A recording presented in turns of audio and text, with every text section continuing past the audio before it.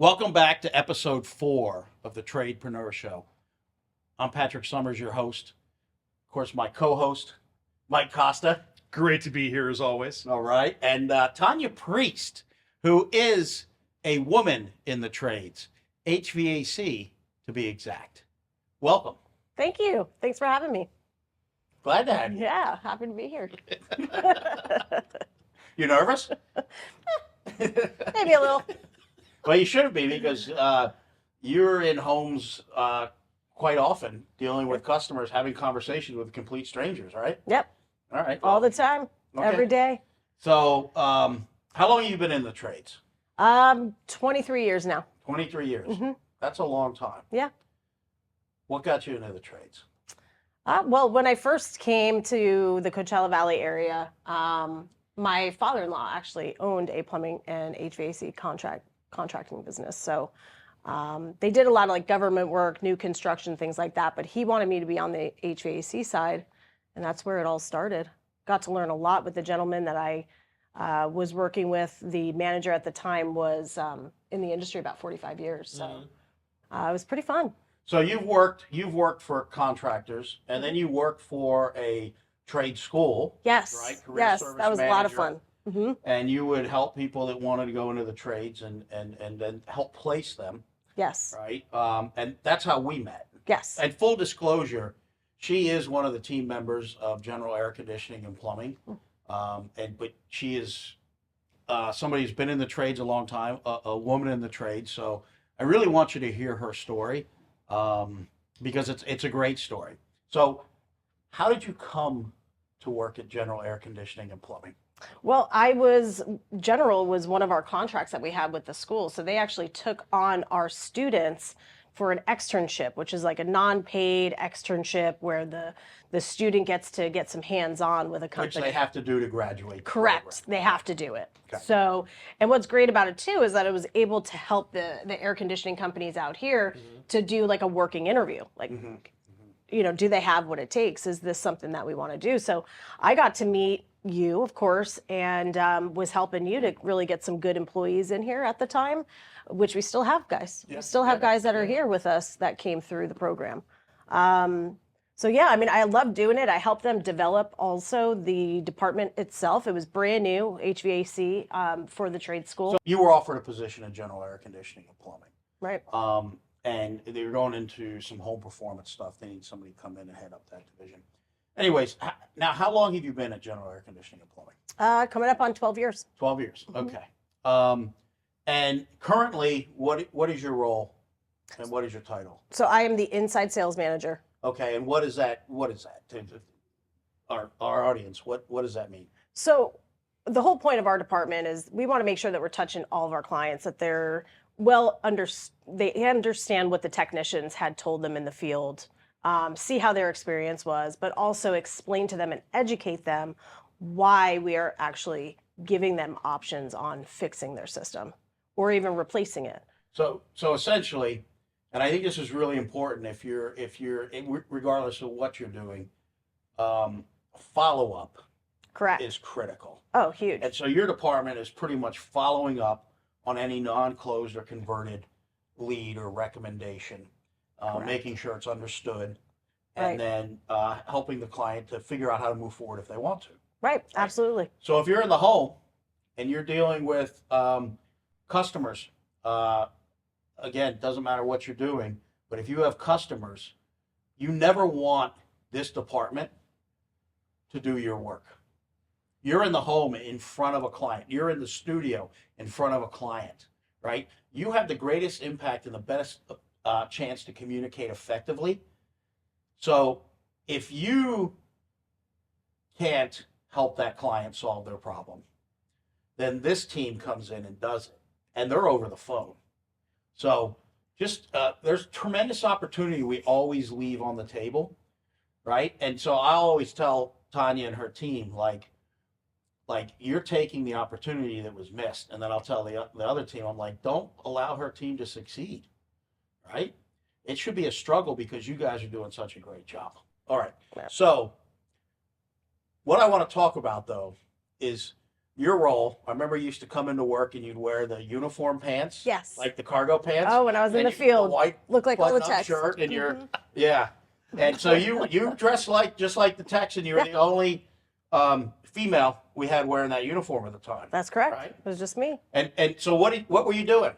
So I was actually a comfort advisor. I went out to the field. I sold to our clients. I was that person that was face to face when they wanted to replace the system.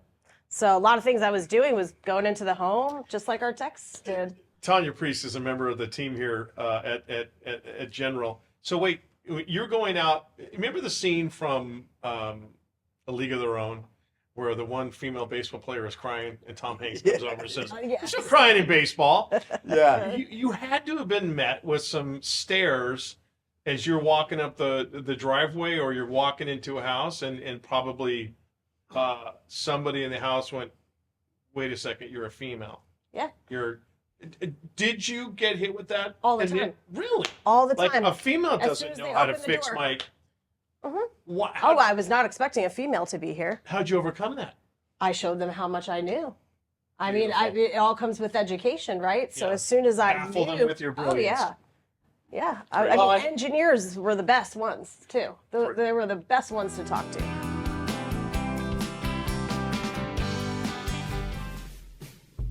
Patrick Summers here, General Air Conditioning and Plumbing. I want to talk to you about our Service Plus program. Right now, for $189, you can get your heating tune-up done, a plumbing inspection, and an electrical inspection to make sure your major systems and components of your home are not only operating efficiently, but most importantly, safely. Let's get you comfortable. Let's make sure you're safe. Let's get your systems tuned up, dialed in, and ready for a new year.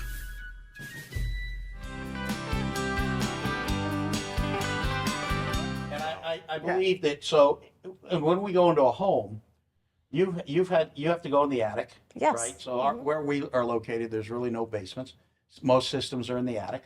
So you were in the attic. I was in the attic In the taking summertime. photos in the attic. Oh yeah, 140 degrees up there. You should have seen me when I came out. I would have wilted like a flower without water. You are a better man than I am. I loved it. I loved it because I like to be in front of clients and I like to be able to talk to them and help them. And, you know, the biggest thing is helping them, right? Like a lot of people don't know or don't understand air conditioning. And so I just like to relate to them. And a lot of times being a female, there's usually a female in the house. Oh, totally. So, you know, I'm going in and we're all relating on that aspect of things. And you, and I think what's really important for just about any job, I think, is you're a really good communicator, right? Would you agree with Oh that yeah, statement? absolutely. You have to be if you're Yeah. in sales. Yeah. Yeah. And I think that you being able to help. See, I always tell the team their job is to go into a home and find potential points of failure, and then inform and educate the homeowner about it, That's right. and let them make the decision. And so you have to be able to communicate really well to do that. Oh yeah. Right. And so I think that I know in working with you, that is one of your strengths for sure. What kind of success have you had in that? Were you successful? Would you say you're successful? I was successful. I actually got a ring for my success. I sold over $2 million in one of the years that I was doing out in the field. Yeah. That's fantastic. Yeah, it was huge. And so you did get a ring. I right? did. Yeah, I got a ring with a in it. diamond. I Yeah. got 2 diamonds because Yeah, it it's was like over a Super 2 Bowl million. ring. Oh, Right. nice. And It's so really neat. where we were in Washington D.C. at the Gaylord, right? Yes. There was a big banquet awards thing, and it's really well done. It's put on by this organization called I always think of their old name, but they are Certain Path. Certain Path, Mhm. and we compete, United States and Canada, for performance in all these different areas. So Tanya was one of they call them crown champions. And how many other women got to walk across that stage? 4 other women. 4 other women. So I was the 5th woman to walk across the stage. Well, and that brings up a great point. Are there, there's a lot of different fields, trades where, there's men and women equally, as it should be. But especially in your line of work, is it still one of those that's dominated by men, or are more women maybe following your story and thinking, well, I can do that. I want to do that too. Yeah, it's definitely still dominated by men. So that's for sure. You should have seen how many people have gone past that stage. So we stuck out like a sore thumb. Wow, there's a woman walking across the stage. Definitely a very proud moment. Sure. And I was actually the 5th female in their history to get a ring. So in the whole country, so Canada, United States. So for me, that was huge. My parents were there that day actually to see me walk the stage. But women can do it. We can do what men do. I was out in the field in the attics. I was doing heat load calculations, to determine, the size of the equipment for the client. And yeah, you're sweating. It's not fun being in an attic, but it's just part of the job. So women can do it. What was your largest single sale? Largest single sale was $136,000. Wow. So that's air conditioning. That's air conditioning, all air conditioning. And how long did it take you? Was that a you walked into the home, presented, and closed, or was there follow up? It was tons of follow up. It took 6 months for me to sell that job. Wow. Yeah, and when it comes to sales, follow up is key. When now that I'm part of the inside sales department, as a comfort advisor in the field, nobody was going to follow up on my leads but me. So I was very focused on follow up, and that's most of my sales were by follow up. Not everybody can make a decision like that right away. Yeah. It's such a great life lesson, that follow through. And they tell pitchers, you want to throw a successful curveball, follow through on the pitch. And it obviously, in your case, well, in anybody's case, following through with sales calls, or just, you show people that you're dependable by doing that. Oh, absolutely. It's not just, whatever, you want the business, yeah, I'm here. The follow-up shows that, okay, this person, obviously this company is committed to making sure I'm taken care of. Well, yeah, and you're creating a relationship with your clients. Yeah. Right? It's a huge purchase. And you have to have that relationship. And the more you follow up and get to know the individual, the more they trust you. And I want to be trusted. I manage the project all the way until it's completed for the client. Amazing stuff. So. And I think with the follow-up, which, by the way, the one area I'd never follow through on is my golf swing. And that's Great point. Yeah. that's part of my struggle. Yeah. I'm too impatient, I think. Yeah. My buddy always says, I'll watch the ball. No. Jeez. Sage words. So, and the follow-up is critical, because so many times customers, right, a no is not a no, right, in the sense of replacing an HVAC system, doing a repair, or getting that color in your hair, whatever it is, right? It's usually, show me how I can afford it. Why does this make sense, right? It's usually I need more information, and that usually comes in the follow-up, right? Oh, yeah. And the reality is, it doesn't matter what industry you're selling insurance. I don't care. The follow-up as a whole is horrible. Somebody could make so much money just on follow-up of non-closed or converted leads. Hence why you're now Inside sales department. doing that with the inside sales department. And that's why I love it, because I'm good at it, for one, and two, I'm training other individuals under me that work with me in that department how to follow up. And it's not just 1 or 2 times. We ended up selling a job that was 14 times that we had to talk to that client in order for them to move forward. But they had to be comfortable. That's the biggest thing. Like, they have to feel comfortable. And you mentioned that sometimes, a lot of the times, not sometimes, but a lot of times they're going to a house and it's the woman. Yes. Excuse me. That sounds very sexist. You're speaking to a woman first. Correct. And Yeah. trust is, listen, I go to the butcher counter, and when I want to start asking a butcher about cuts of meat, I'm kind of like, what kind of steak is that over there? Because, I don't know. Or it's like a mechanic. Yeah. They got you over a barrel because you really don't know about it. And the same thing is if someone can trust you and you can break that barrier first, and then you're speaking to them in layman's terms, like this is what you need and this is what we can do for you. That's right. So much a huge part of the equation. Yeah. Yeah. Yeah. Definitely. And I've had some really good, I mean, I have clients that I still communicate with that are female that I got to meet when I was in their home. Sure. Just great people, you know? And there's a lot, I can relate. There were so many things we related to outside of air conditioning. I mean, we were talking about all different types of stuff when we were in the house. I won't go into detail on that Well, stuff, but I mean, that's how you become relatable. yeah. Right? Yeah. I want to ask you a couple questions. Mhm. Okay. One, regardless, male, female, for somebody that's out there in the trades where they have to interact with people and they have to get them, make recommendations or share things with them, Mhm. what would your advice be? What was the thing that helped you be most successful besides the follow-up in dealing with a homeowner? I would say educating the client. So most, like I was saying earlier, most times they don't know or understand what it is that they're purchasing.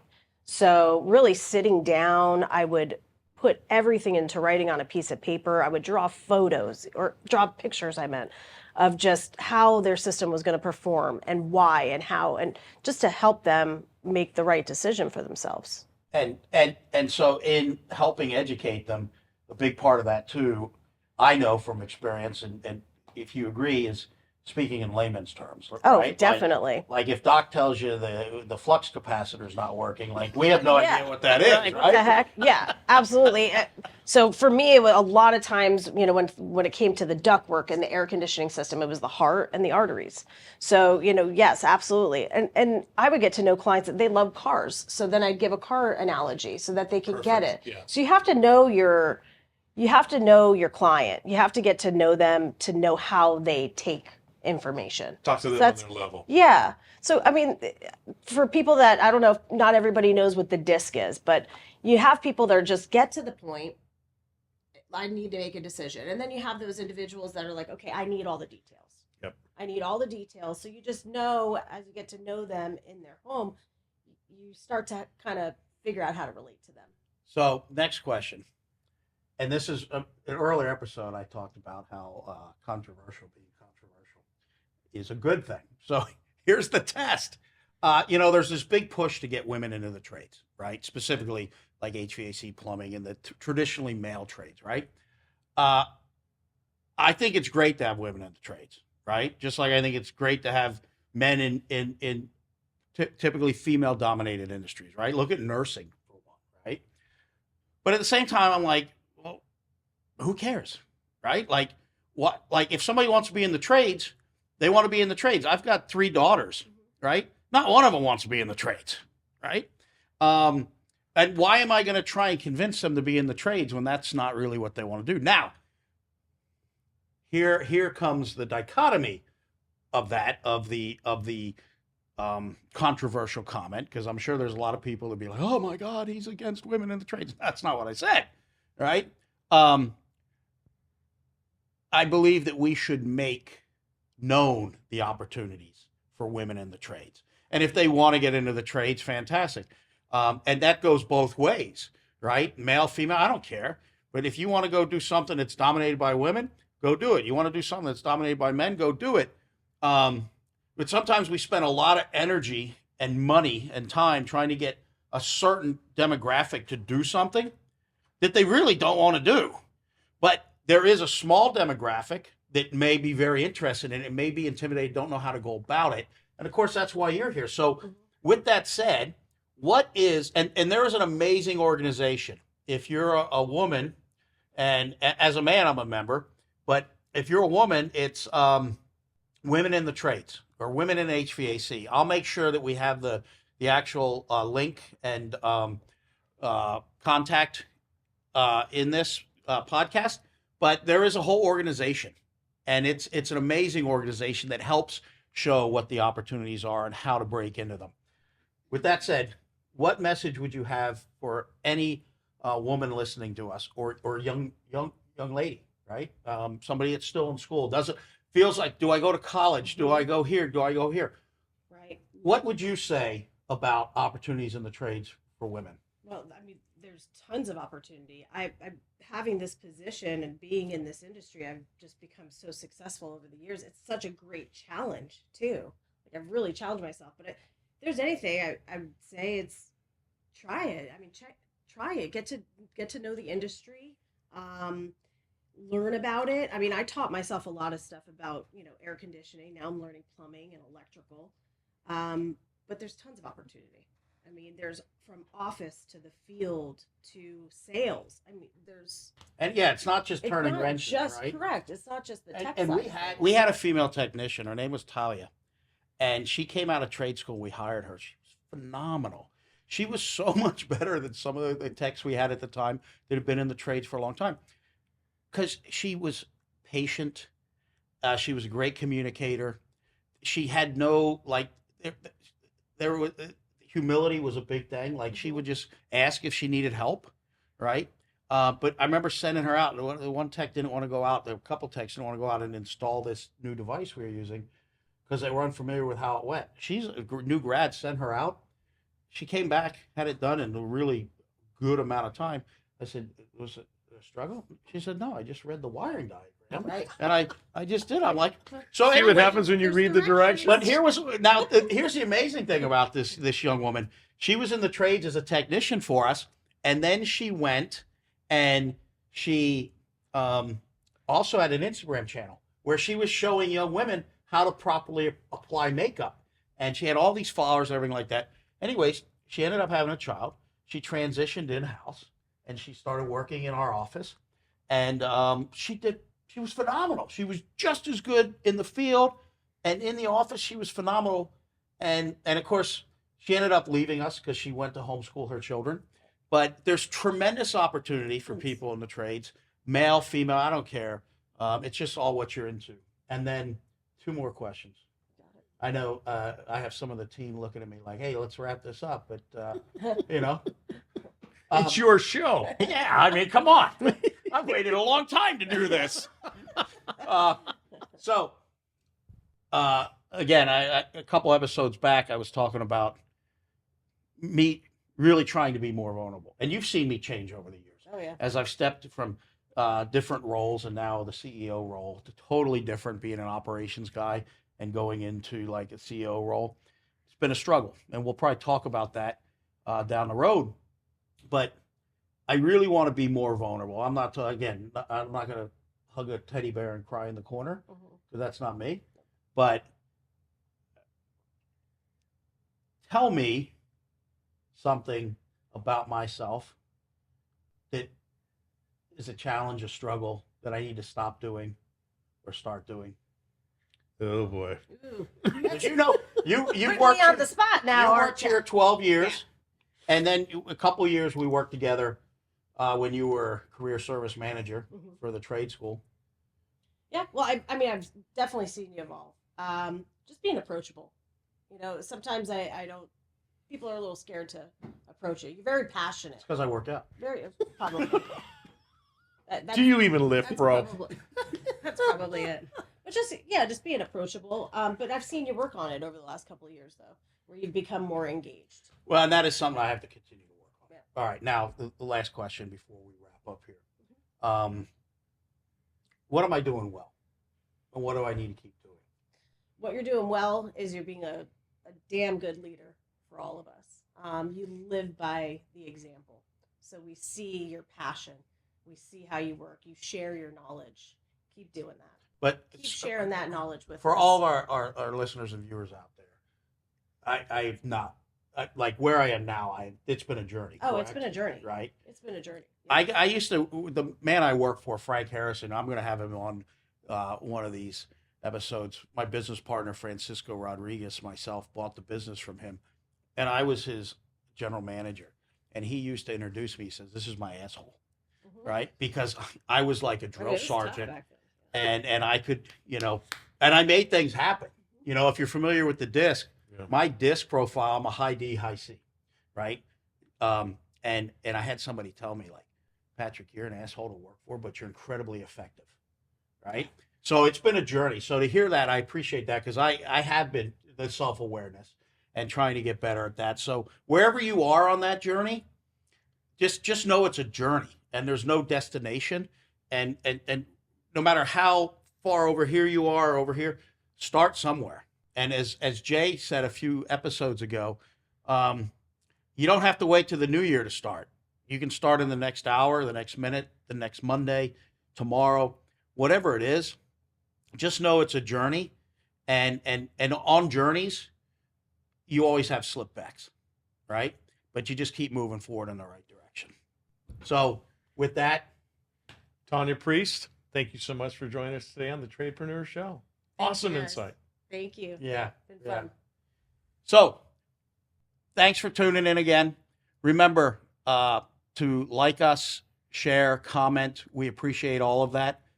You can find us wherever podcasts are streaming, YouTube, and any of the social channels at the Tradepreneur Show.